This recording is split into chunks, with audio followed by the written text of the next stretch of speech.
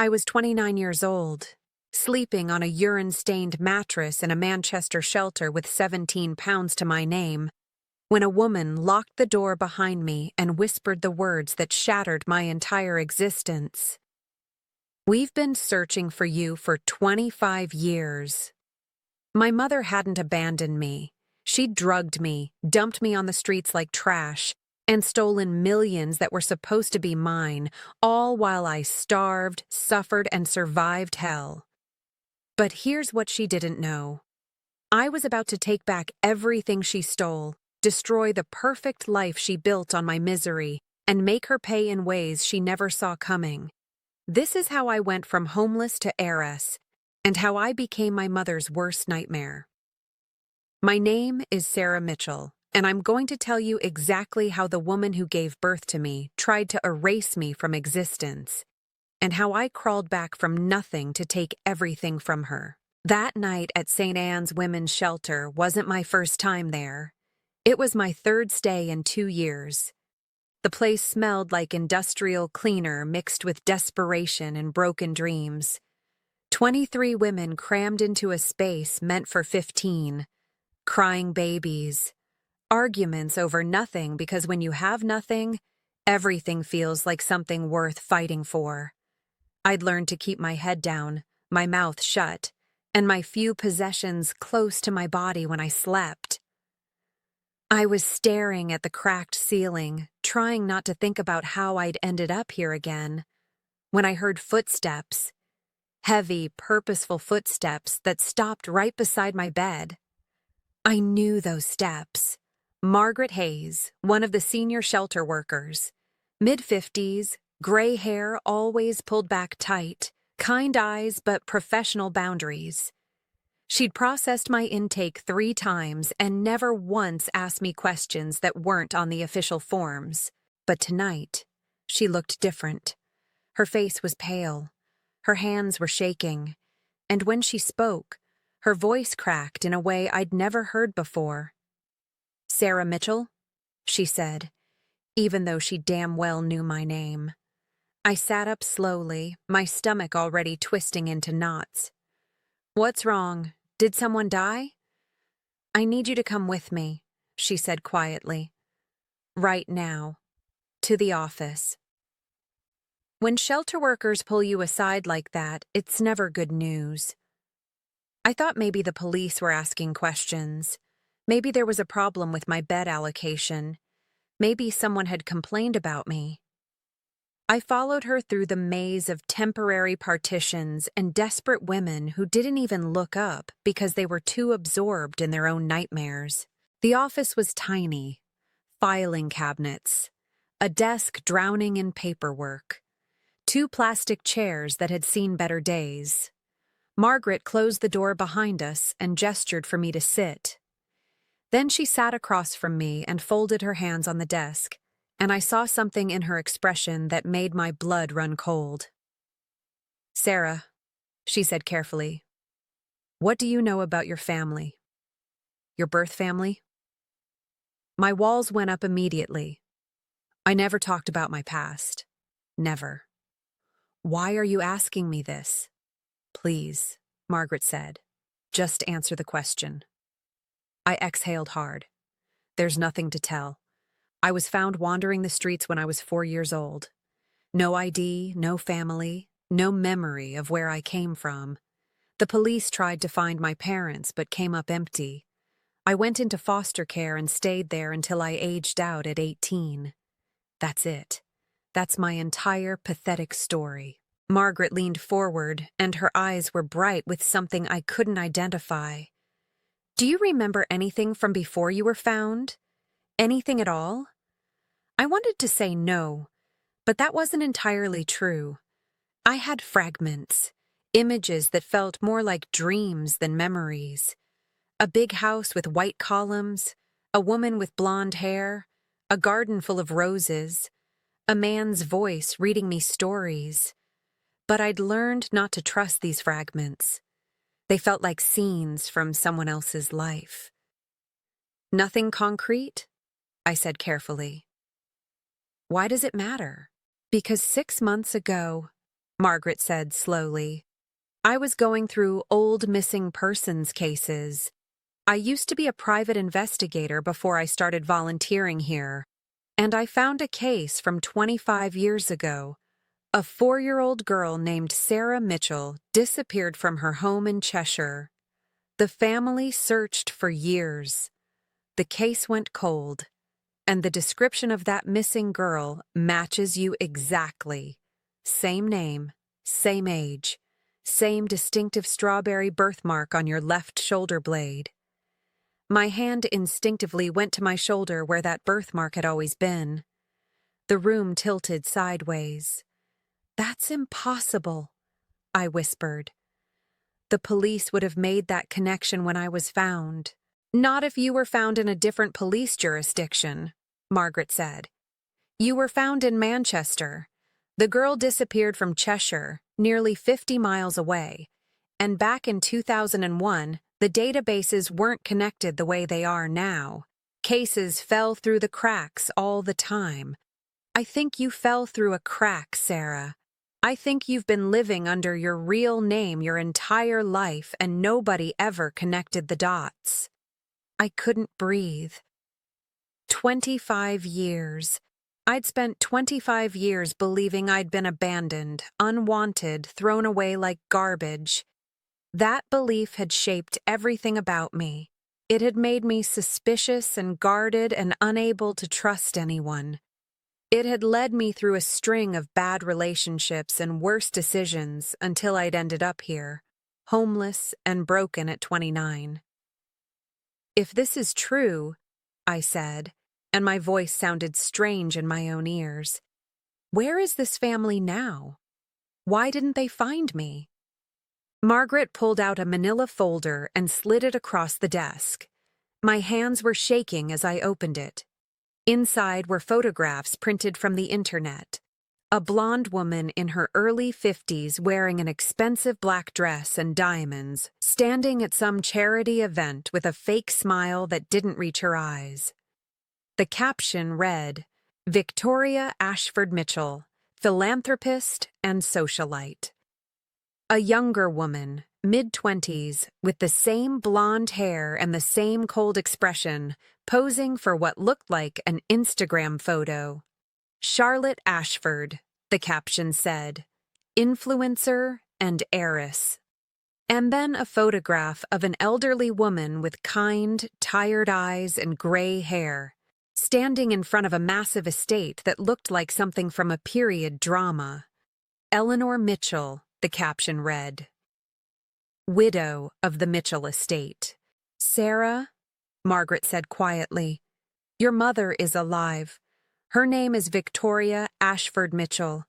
She remarried after your father died when you were 3. She has another daughter, your half-sister Charlotte. And your grandmother, your father's mother Eleanor, is still alive. She's 78 years old. And according to everything I've found, she never stopped looking for you. I stared at the photographs. The blonde woman looked cold and calculating even in a still image. The younger one looked vapid and entitled. But the elderly woman? Something about her eyes felt familiar in a way I couldn't explain. There's more, Margaret said, and her voice dropped even lower. Your father was wealthy, Sarah, very wealthy. Old money, estates, investments. When he died, his fortune was supposed to be held in trust for you. But when you disappeared, your mother was made administrator of that trust. She's been controlling your inheritance for 25 years. The words hit me like a physical blow. What are you saying? I'm saying your mother has been living off your money this entire time. That estate in the photograph? That's Thornfield Manor. That's where you lived before you disappeared. That house, that money, that entire lifestyle. It should have been yours. Instead, she's been living like a queen while you've been sleeping in shelters. Rage, pure, white-hot rage flooded through my body. I looked at the photograph of Victoria Ashford Mitchell in her expensive dress and her perfect hair and her charity gala smile, and I wanted to scream. "How much?" I asked through clenched teeth. "How much money are we talking about?" Margaret hesitated. "Based on what I've been able to find, the trust was originally worth around £15 million.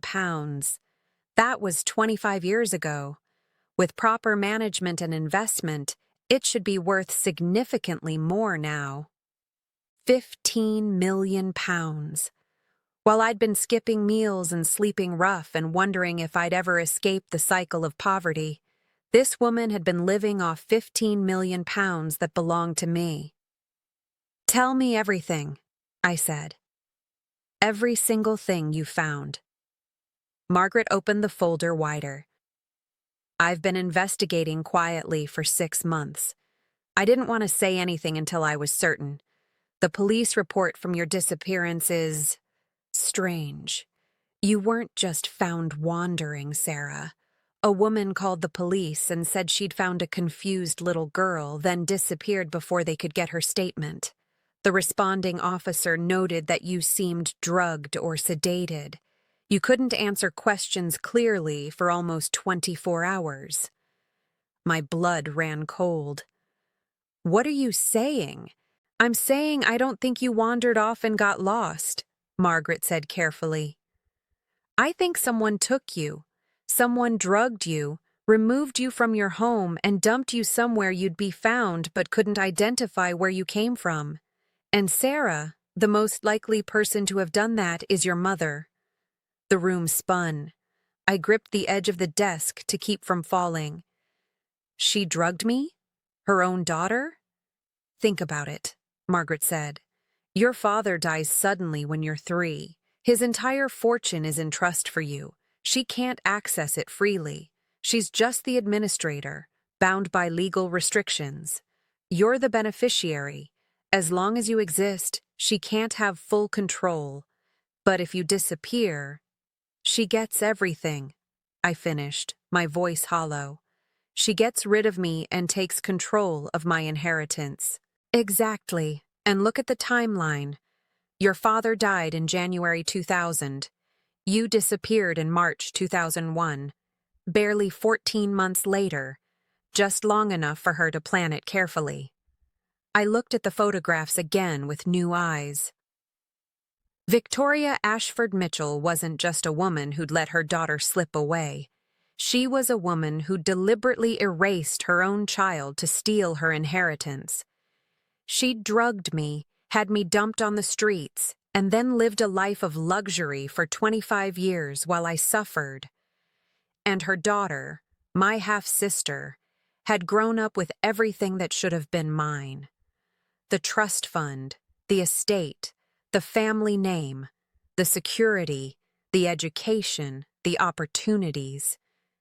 Everything. "What do I do?" I asked, and I was surprised by how steady my voice sounded. Inside I was screaming, but outside I was calm, cold, calculating. Margaret reached across and squeezed my hand. "First, we confirm everything with DNA testing. I've already contacted your grandmother through a lawyer.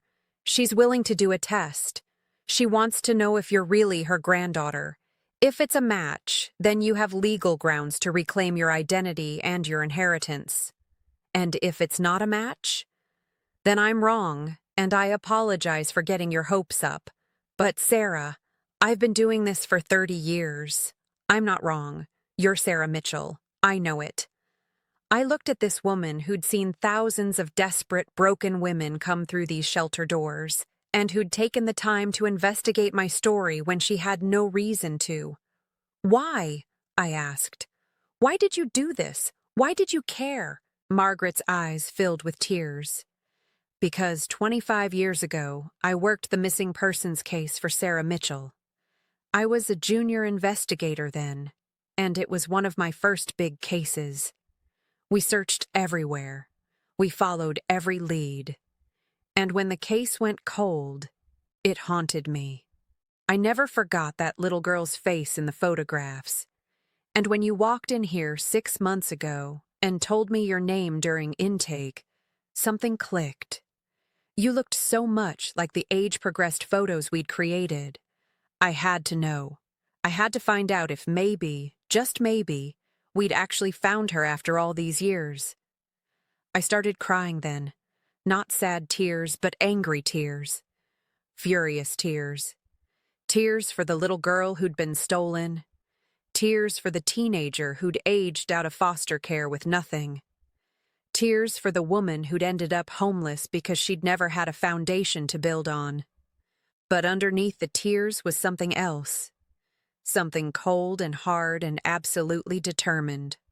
Revenge. If what Margaret said was true, and every instinct told me it was, then Victoria Ashford Mitchell had stolen my entire life. She'd taken my childhood, my family, my security, my inheritance, and my identity. She'd condemned me to poverty and suffering while she lived in a mansion and attended charity galas.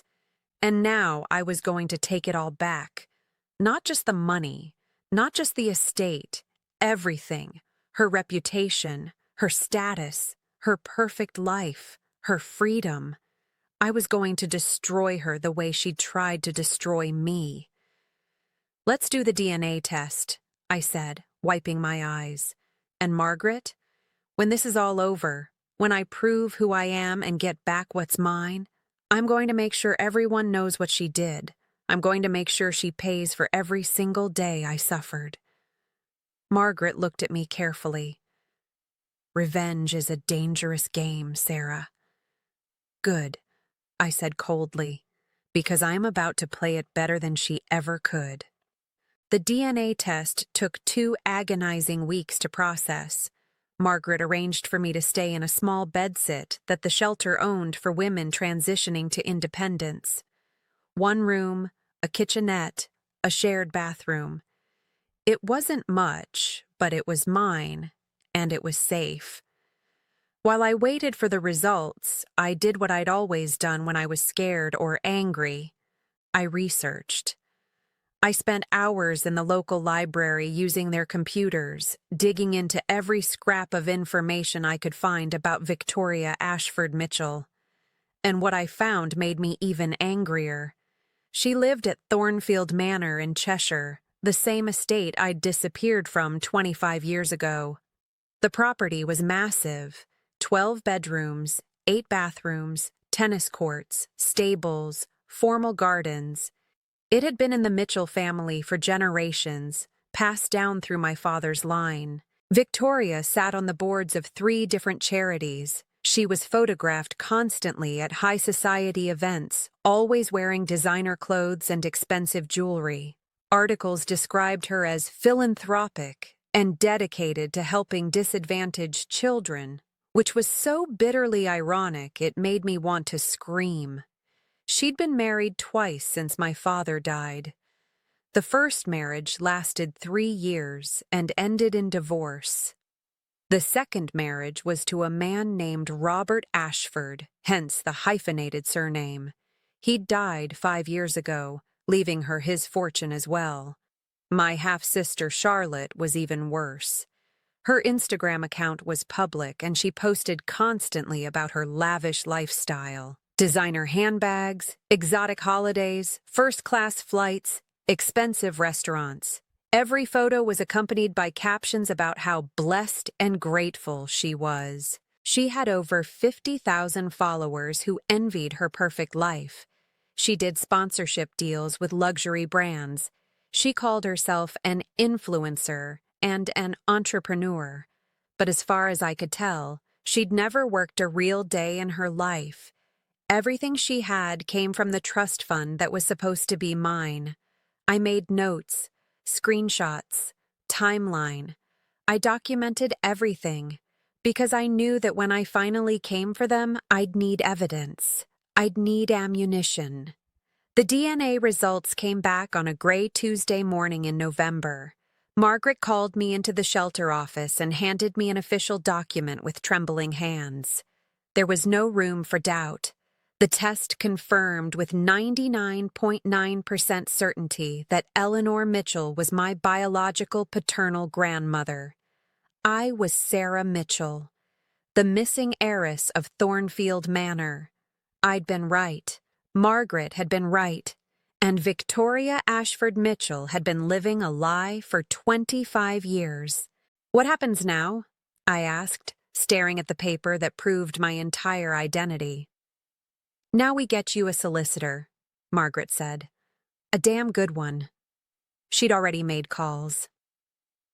3 days later, I was sitting in a sleek office in central London, facing a woman named Patricia Winters, who specialized in what she called complex inheritance disputes. Patricia was in her mid-40s, sharply dressed, with steel gray eyes that missed nothing. She listened to my story without interrupting, taking notes on a yellow legal pad. When I finished, she sat back and tapped her pen against her chin. "This is unusual," she said, "but not impossible. The DNA evidence is solid. The police reports support the timeline. The fact that your mother never reported the case solved when a matching child was found is extremely suspicious. We can build a strong case." "Can we prove she's the one who had me abducted?" I asked. Patricia's expression hardened. "That's more difficult. After 25 years, evidence is hard to come by. But we don't necessarily need to prove criminal conduct to get you your inheritance back.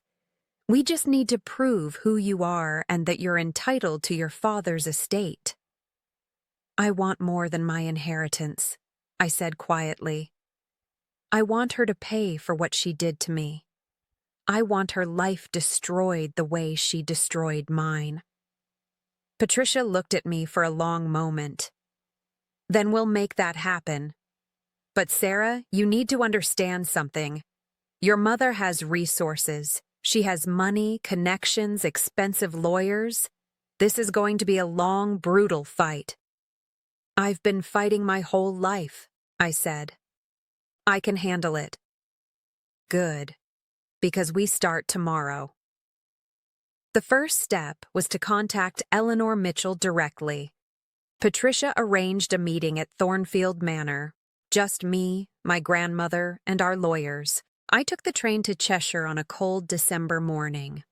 As the landscape changed from urban sprawl to green countryside, I felt something shift inside me. I was going home. Not just to a building, but to the place where my life should have continued if Victoria hadn't stolen it from me. The taxi pulled up to massive iron gates with an ornate M worked into the design.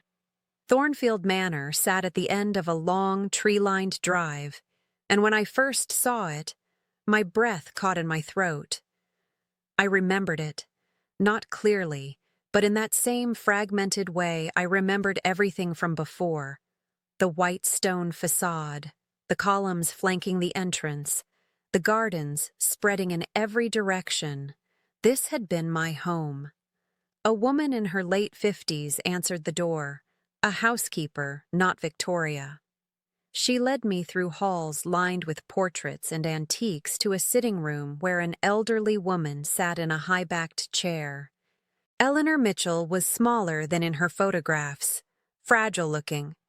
But when she saw me, she stood up with surprising speed, her hand going to her chest. "Sarah?" she whispered, and her voice broke on my name. I nodded, not trusting myself to speak.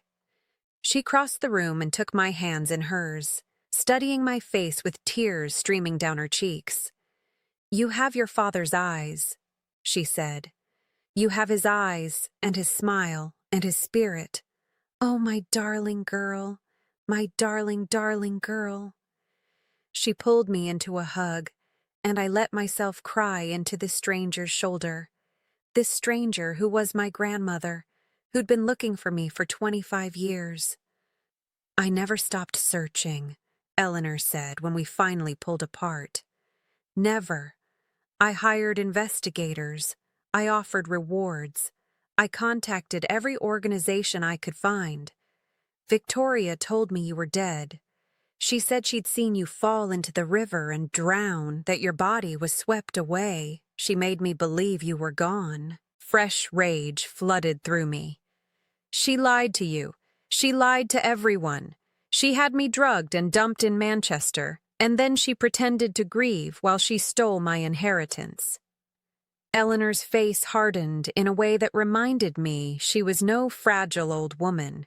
She was a Mitchell, and the Mitchells had steel in their spines. "We're going to make this right," she said firmly. "Everything that should have been yours will be returned to you. The estate, the trust fund, your father's name, everything. And Victoria will answer for what she's done." Over the next hour, Eleanor told me about my father.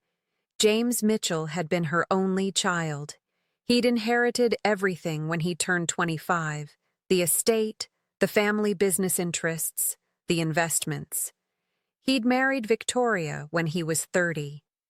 "I warned him about her," Eleanor said bitterly. "She was beautiful and charming, and she knew exactly what to say to make him believe she loved him. But I saw through her. She was a fortune hunter, pure and simple. They married quickly, and you were born a year later." "Did he love me?" I asked quietly. "More than anything in this world," Eleanor said with absolute certainty. "You were the light of his life. He spent every spare moment with you. He had such plans for your future, for teaching you about the estate and the family legacy. And then—" She paused, her expression darkening. "He died of a heart attack when he was 33. The doctors said it was a congenital heart defect, something that could go undetected for years. But I've never believed it was natural. Victoria inherited everything as his widow and your guardian. She had every motive to want him dead." My stomach turned. "You think she killed him too?" "I've never been able to prove it," Eleanor admitted. "The autopsy showed a heart defect, and there was no evidence of foul play. But the timing was too convenient. He died, she got control of his fortune, and 14 months later, you disappeared. It's too perfect to be coincidence." I looked at the portrait of my father hanging above the fireplace. A handsome man in his 30s with kind eyes and a gentle smile. He'd loved me. He'd wanted me. And Victoria had taken him away. Then taken me away, so she could have everything.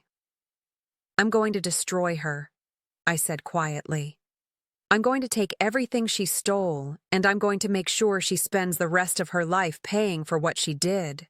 Eleanor squeezed my hand. "Then let's get started." Patricia filed the initial paperwork in court the next week. We were claiming that I was the rightful heir to the Mitchell estate and demanding a full accounting of how the trust fund had been spent over the past 25 years. We also filed a complaint with the police, providing all our evidence about the suspicious circumstances of my disappearance. Victoria's response was swift and vicious. Her lawyers claimed I was a con artist. They said the DNA evidence was fabricated. They said I was working with Eleanor to defraud the estate. They threatened to sue us for defamation. And then Victoria went to the media. She gave tearful interviews claiming she was being victimized by a cruel hoax. She talked about the pain of losing her daughter 25 years ago and how devastating it was to have someone impersonate her now. Charlotte sat beside her in the interviews, holding her hand and glaring at the camera like I was a monster. I watched her on television, performing her grief for the cameras, and I felt nothing but cold contempt. "Let her spin her story," Patricia advised. "We have science on our side. DNA doesn't lie, and when we get to court, the truth will come out." The court date was set for April, 4 months away, and in those 4 months, I planned my revenge carefully. The legal case would get me my money and my identity. But I wanted more. I wanted to humiliate Victoria the way she'd humiliated me. I wanted everyone who'd believed her lies to know the truth. I wanted her perfect life torn apart. So I started with Charlotte.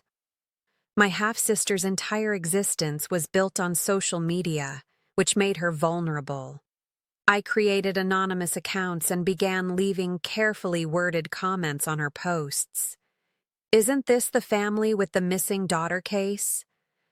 Interesting how Charlotte's lifestyle is funded by her half-sister's stolen inheritance. Has anyone noticed Victoria never talks about Sarah Mitchell anymore?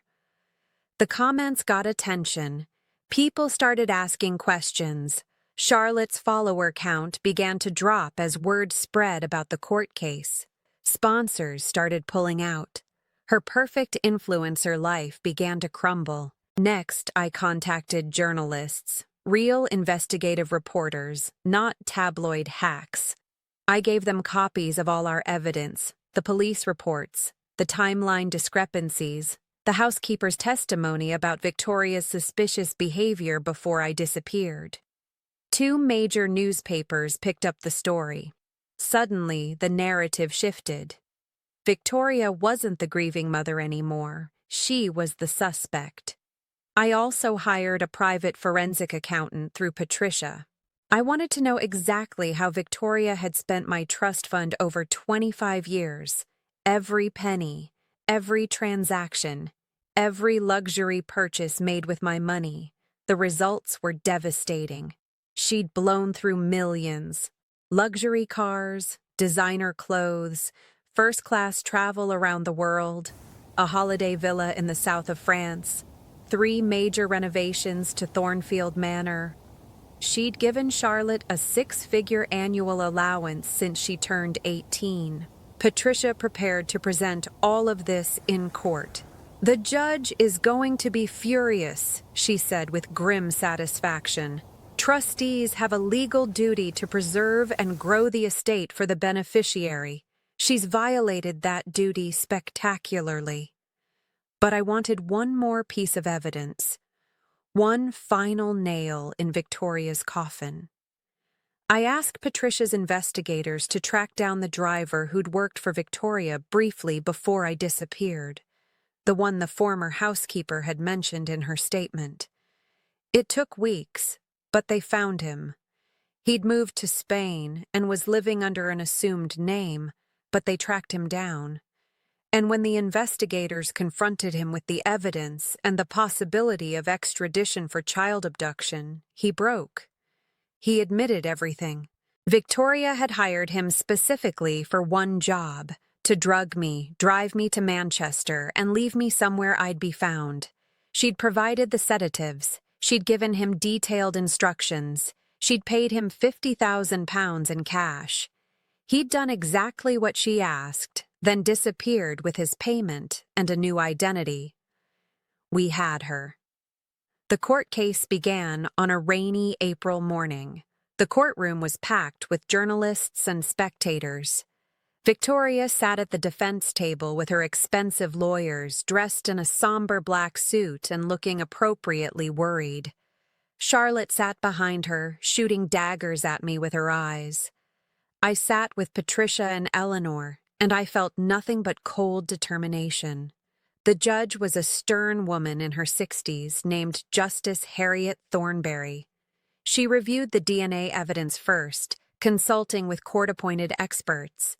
Then Patricia stood up to present our case. She was magnificent. She walked the judge through every piece of evidence methodically: the DNA proof, the police reports from my disappearance, the timeline showing how Victoria had reported the case, but never reported it solved when a matching child was found 50 miles away. The financial records showing millions spent on personal luxuries instead of being preserved for the beneficiary. The housekeeper's testimony about Victoria's suspicious behavior. The driver's confession about being paid to abduct me. "Your Honor," Patricia said, her voice ringing with controlled fury, "this isn't a case of a trustee making difficult decisions in impossible circumstances. This is a case of deliberate fraud, theft, and child abduction. Victoria Ashford Mitchell circumstances. But they were drowning, and everyone in the courtroom could see it. The trial lasted 3 days. On the third day, Justice Thornberry delivered her ruling. I find that the plaintiff, Sarah Mitchell, is indeed the biological daughter of James Mitchell and the rightful beneficiary of the Mitchell Family Trust. Her voice was sharp with disapproval. I further find that the defendant, Victoria Ashford Mitchell, has grossly violated her fiduciary duty as trustee. She has spent trust funds inappropriately for personal benefit on a massive scale. Victoria Ashford Mitchell is hereby removed as trustee immediately. All remaining trust assets are to be transferred to Sarah Mitchell within 30 days. Additionally, Victoria Ashford Mitchell is ordered to repay all inappropriately spent funds with interest, totaling approximately £8 million. The courtroom erupted. Journalists rushed out to file their stories. Charlotte started crying. Eleanor squeezed my hand so hard I thought my bones might break. But Justice Thornberry wasn't finished. Furthermore, she continued, her voice cutting through the chaos, this court is referring this matter to the Crown Prosecution Service for investigation of potential criminal charges, including fraud, embezzlement, and in light of the driver's testimony and the evidence regarding the circumstances of the plaintiff's disappearance in 2001, charges of child abduction, child cruelty, and conspiracy. Victoria's face went white as bone. I smiled. I'd won the first battle. But the war was just beginning. Over the next few weeks, Victoria's life imploded spectacularly. The CPS opened a full criminal investigation. Her charities dropped her from their boards. Her society friends stopped returning her calls. Newspapers ran articles about the socialite abduction scandal. Charlotte's influencer career was completely destroyed. Sponsors pulled out. Followers abandoned her in droves. The comments on her posts were brutal. How does it feel to live off stolen money? Your whole life is a lie. Trust fund baby built on child abuse. She tried to appeal to me for help, sending letters claiming she'd had no idea what Victoria had done, that she was innocent and didn't deserve to suffer. I threw every letter in the bin, unopened. The CPS built their criminal case carefully, and in June, they arrested Victoria. She was charged with child abduction, child cruelty, fraud, and embezzlement. The trial was set for September. In the meantime, ordinary family moments, everything that had been stolen from me. The criminal trial was even more brutal than the civil case. The prosecution presented overwhelming evidence. The driver testified in person, describing in detail how Victoria had orchestrated my abduction. Forensic accountants showed how she'd systematically looted my trust fund. Victoria's defense was that she'd been acting in my best interests, that she'd believed I was dead and had managed the estate accordingly. The jury didn't buy it. They convicted her on all charges. The judge sentenced her to 23 years in prison. I sat in the courtroom and watched as they led her away in handcuffs, and I felt nothing but satisfaction. She'd stolen 25 years of my life. Now she'd spend 23 years in prison thinking about what she'd done. But I still wasn't finished. I went to visit her in prison a month after sentencing. I had to see her face one final time. They brought her into the visiting room wearing a gray prison tracksuit, her perfect blonde hair showing gray roots, her expensive makeup gone. She looked smaller, diminished. When she saw me, her expression didn't change. "Sarah," she said flatly. "Why?" I asked. "I need to know why you did it." She studied me for a long moment. "You want the truth?" "I deserve it." "You were in the way," she said simply, and her voice was cold. "Your father was supposed to change his will after we married. He was supposed to make me the primary beneficiary, but he never did. Everything was tied up in trust for you. When he died, I was trapped. I couldn't access the money freely. I couldn't live the life I'd married him for. You were the obstacle, so I removed you. I was 4 years old, I said, my voice shaking. I was your daughter. You were a problem that needed solving, Victoria said without a trace of remorse. And I solved it. I would have gotten away with it too if that interfering shelter worker hadn't decided to play detective. I looked at this woman who'd carried me for 9 months, who'd given birth to me, who was supposed to protect me, and I felt nothing but disgust. You're going to spend the next 23 years in here, I said quietly. And when you get out, if you survive that long, you'll have nothing. No money, no status, no one who cares about you. You'll be exactly where you left me, alone and with nothing. Except I survived what you did to me and built something better. You won't. You'll die alone and forgotten, and no one will mourn you. I stood up to leave. Sarah, she called after me. Never your money. It was always mine. I'm just taking back what you stole. The difference is, I'm going to use it for good instead of feeding my own greed. Enjoy prison, Victoria. You've earned every single day of your sentence. I walked out and never looked back. 6 months later, I stood in the ballroom of Thornfield Manor, surrounded by 200 guests dressed in formal wear. We were hosting a charity gala, a fundraiser for homeless women and children in the foster care system. Margaret was there, wearing her first formal dress and looking overwhelmed. Eleanor was there, elegant and proud, introducing me to everyone as her granddaughter Sarah Mitchell. The event raised over £200,000 in one night.